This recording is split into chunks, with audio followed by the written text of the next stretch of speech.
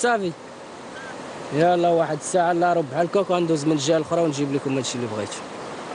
يلا الله يعاونك ياك بعدا الماء ما دخلش تما. Heureusement, les eaux ne se sont pas infiltrées à l'intérieur du foyer de cet homme bloqué sur l'autre rive de l'Oued el-Maleh. Force pour lui est de prendre son mal en patience. L'itinéraire scolaire est interrompu et puis il faut penser aux personnes qui travaillent. Elles sont obligées d'effectuer jusqu'à 19 km de contournement pour se rendre à leur travail. Le débit est généralement faible. Il culminait ce matin jusqu'à 1000 m3 par seconde. Le pont construit en 1919 n'a pas résisté à la force des éléments. La route est coupée, vous le voyez. Je suis contraint d'effectuer un long trajet pour me rendre chez moi. Chaque année, c'est la même chose. La commune des Chelalet offre une image similaire à celle de nombreux villages enclavés par la brusque montée des eaux.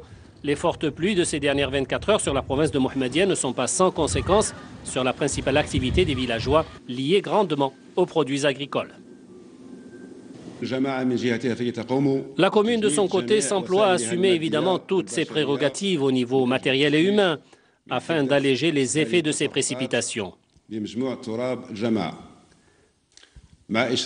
En concertation avec le ministère de l'Équipement, il s'agit à présent de remettre en l'état l'ensemble de notre réseau routier rural au cours de l'année 2010.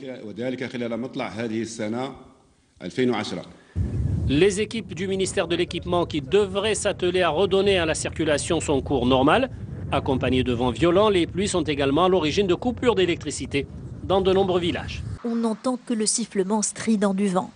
Un vent qui souffle à plus de 100 km à l'heure et qui balaye tout sur son passage.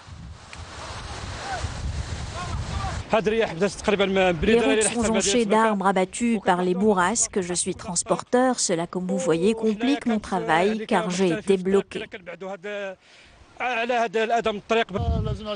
Et il faut conduire prudemment et être vigilant pour éviter les mauvaises surprises. Des mauvaises surprises comme cet accident sur la route reliant Oujda à Brken. Les éléments déchaînés auraient provoqué une collision entre cette voiture qui transporte du carburant de contrebande et ce camion remorque. Même ce pylône haute tension n'a pas résisté à la force du vent. Ce pylône est très dangereux, je ne me sens pas en sécurité en le voyant par terre. Tout le village craint un incendie, il doit être remis en place. Ces bourrasques qui durent depuis 3 jours dans l'Oriental sont les plus violentes qu'a connues la région depuis plusieurs années.